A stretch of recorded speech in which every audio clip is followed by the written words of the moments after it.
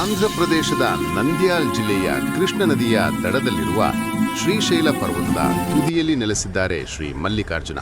ಇಲ್ಲಿನ ಜನರು ಈ ಸ್ಥಳವನ್ನು ದಕ್ಷಿಣದ ಕೈಲಾಸ ಎಂದು ಕರೆಯುತ್ತಾರೆ. ಆಂಧ್ರಪ್ರದೇಶದ ಶ್ರೀಶೈಲಂನಲ್ಲಿರುವ ಶ್ರೀ ಭ್ರಮರಾಂಬ ಮಲ್ಲಿಕಾರ್ಜುನ ದೇವಸ್ಥಾನ ಈ ಸಾಲಿನಲ್ಲಿ 2ನೇ ಸ್ಥಾನ ಪಡೆದುಕೊಂಡಿದೆ. ಇಲ್ಲಿನ ಜ್ಯೋತಿರ್ಲಿಂಗಕ್ಕೆ ಮಲ್ಲಿಕಾರ್ಜುನ ಸ್ವಾಮಿಯ ಹೆಸರಿಡಲಾಗಿದೆ. ದಂತಕಥೆಯ ಪ್ರಕಾರ ಶಿವ ಮತ್ತು ಪಾರ್ವತಿ ತಮ್ಮ ಕೋಪಗೊಂಡ ಹಿರಿಯ ಮಗ ಕಾರ್ತಿಕೇಯನನ್ನು ಭೇಟಿಯಾಗಲು ಇಲ್ಲಿಗೆ ಬಂದಿರುತ್ತಾರೆ. ತನ್ನ ಕಿರಿಯ ಸಹೋದರ ಗಣೇಶನು ಅವನಿಗಿಂತ ಮೊದಲು ಮದುವೆಯಾಗುವುದು ಕಾರ್ತಿಕೇಯನ ಕೋಪಕ್ಕೆ ಕಾರಣವಾಗಿರುತ್ತದೆ. ಇನ್ನು ಬೃಹತ್ ಕೋಟೆಯಂತಿರುವ ದೇವಾಲಯವು ಮಲ್ಲಿಕಾರ್ಜುನ ಸ್ವಾಮಿ ಮತ್ತು ಭ್ರಮರಾಂಬಾ ದೇವಿಯನ್ನು ಮುಖ್ಯ ದೇವರುಗಳನ್ನಾಗಿ ಹೊಂದಿದೆ.